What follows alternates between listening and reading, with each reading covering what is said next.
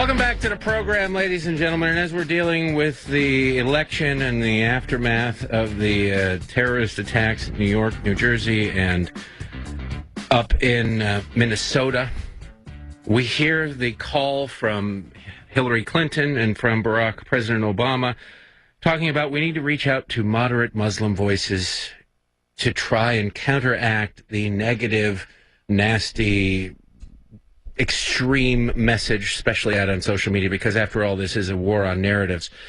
Joining us now is I would say, the voice of that. It's Dr. Zuhdi Jasser. He's the founder of and president of the American Islamic Forum for Democracy and author of The Battle for the Soul of Islam, an American Muslim Patriot's Fight to Save His Faith. Dr. Jasser, pleasure to have you back. Thanks for coming back on. Always great to be with you there. Thank you. Thanks for having me. Let me ask you, has your phone rang, or when are you scheduled to go to the White House and engage in this dialogue or meet Hillary on the campaign trail to engage in this dialogue? Have they contacted you at all? No, they have not. If you listen to Secretary of Homeland Insecurity, Jay Johnson, last week he went and spoke to the Islamic Society of North America, which for those who don't know, is probably the largest Islamist organization and one of the progeny of the Muslim Brotherhood legacy groups in America. And in that speech, he said Muslims have the same plight of the era of the African American community and the Jim Crow laws, and that's what he felt they are being subjected to. And then you see this terror attack, and you see that a lot of the stimulus that radicalized this individual, like the other ones, is a grievance narrative, a sense of victimization. Mm-hmm. So it seems that the only Muslims and the only narrative that this administration wants to feed into is the one that actually radicalizes our community, which is the one that tells us that we're the victims, we have grievances.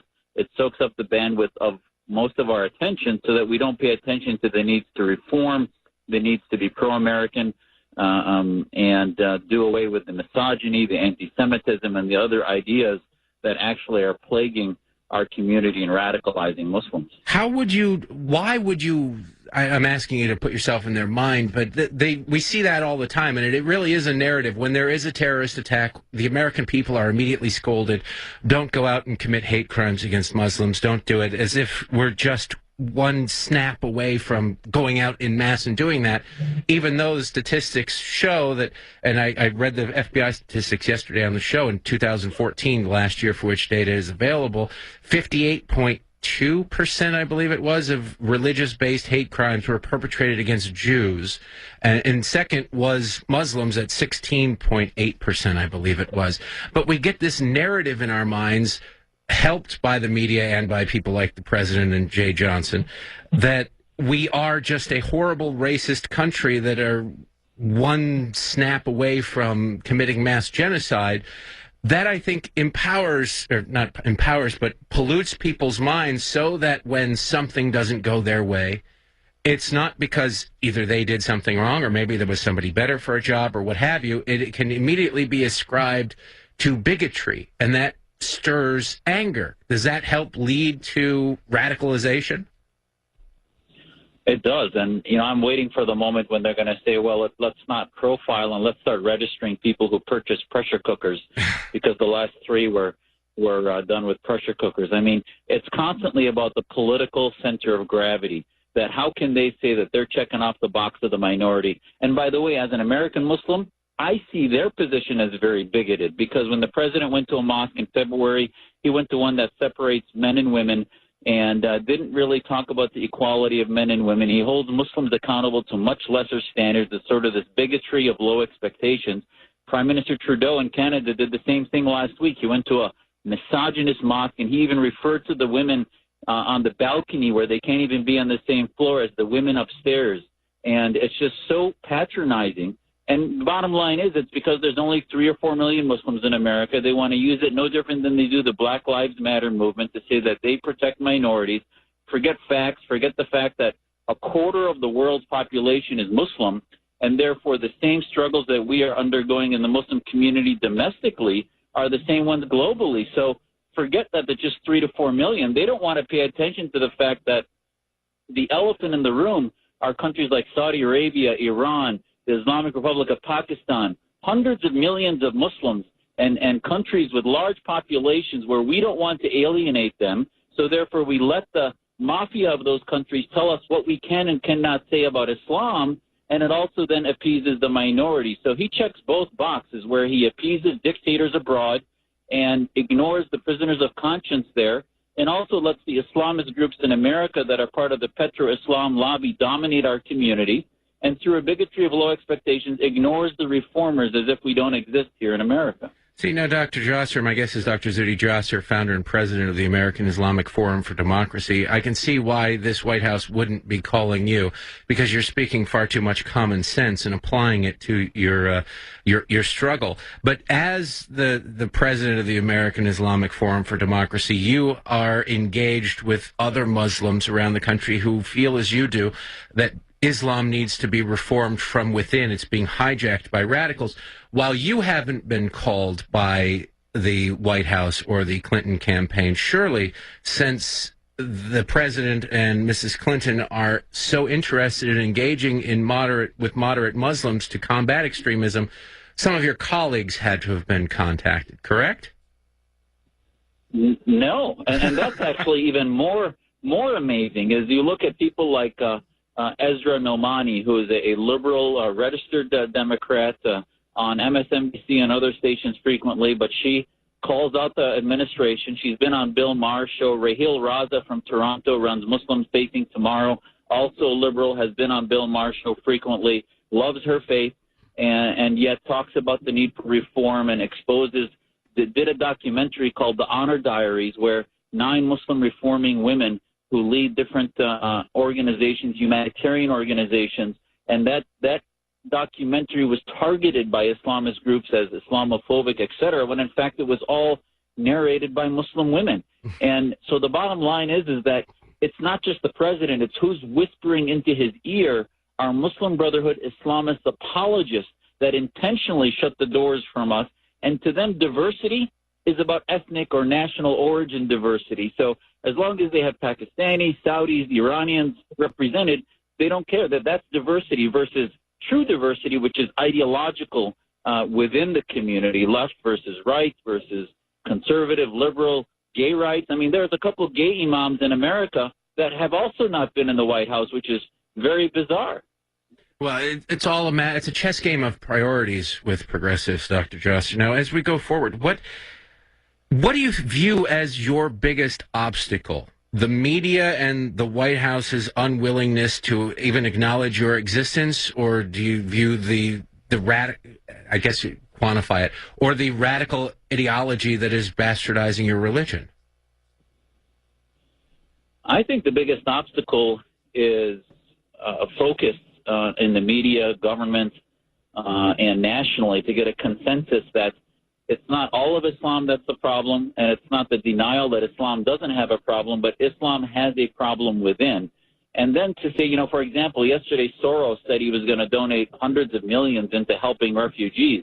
Well, in the Cold War, we finally won that war against the Soviets, and it fell apart, not without firing a bullet, but ultimately with a institutional building of organizations like Heritage, AEI, Brookings, and other institutions that fought for capitalism and freedom against socialism.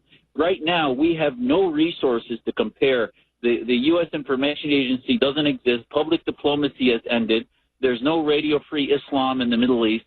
So until we start to counter with resources domestically and abroad to help our Muslim reform movement and to counter petro-Islam that is donating tens of millions to universities like Harvard and Georgetown and Clinton Foundation and others, we don't have a chance in to do what we're doing, because our budgets are infinitesimally small compared to the budgets of these Islamist petro-Islamists.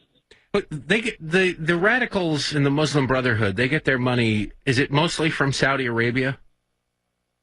Well, it used to be. It's a little more difficult now. But at the end of the day, right now, most of them, sort of like planting a poisonous tree. Once it's planted here, you don't have to get water from abroad. It just is being funded by those who think alike. So the Islamist community in America, which may be 20-30% of Muslims, is feeding its own trees. But the other 70% of Muslims have not been awoken. They don't really see any investment or need to invest in this. And the rest of America sort of says, well, this is a Muslim problem. It's not our problem to fix, when in fact, it's time for America to take sides.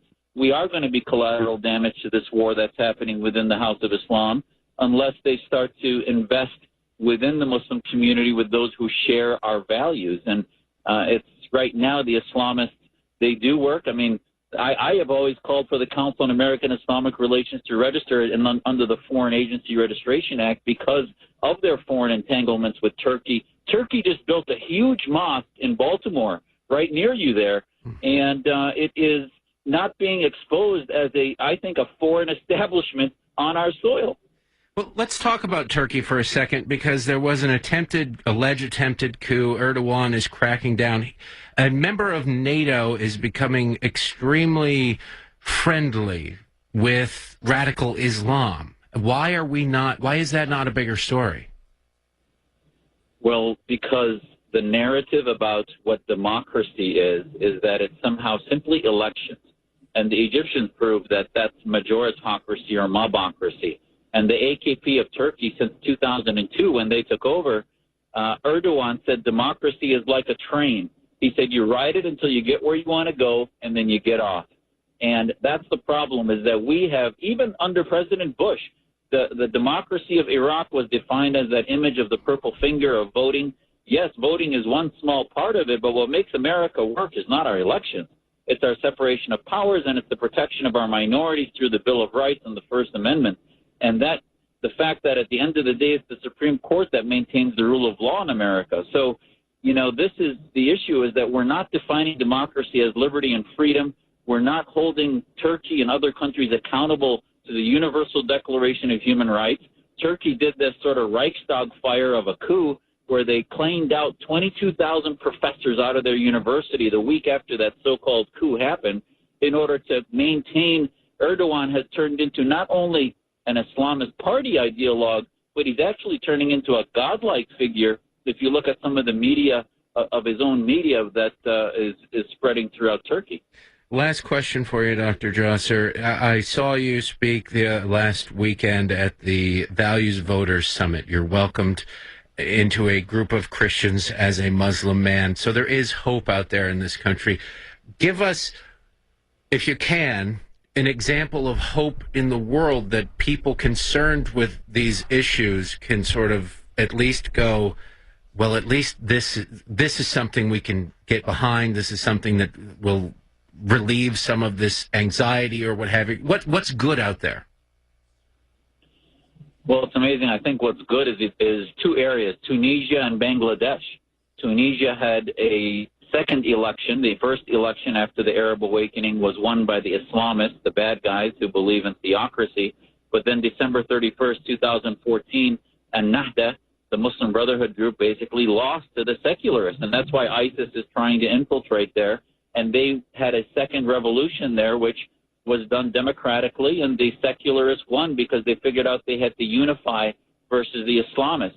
In Bangladesh, a democracy that's struggling, you see a lot of secular bloggers being targeted, and what that tells you is that those secularists are making headway because the Islamists are fearing. So I will tell you there's actually more progress being done abroad than here because there's more fire under the feet. The secularists realize what happens when the Islamists get into power. So it's time, I think, to put more pressure on Muslims here domestically and tell them, you have a laboratory here to do things that you can't do anywhere else.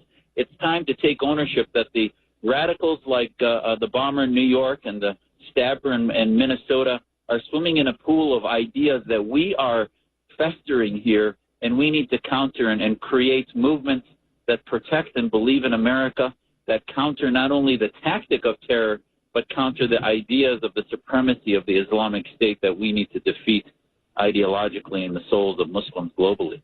Dr. Zuhdi Jasser, founder and president of the American Islamic Forum for Democracy. You can find that on the web at aifdemocracy.org, or his book, A Battle for the Soul of Islam, an American Muslim patriot's fight to save his faith, and a retired Navy doctor. Appreciate your time, doctor, and I thank you for your work. Thank you, Derek. Really appreciate it. Thanks for having me. We'll be right back.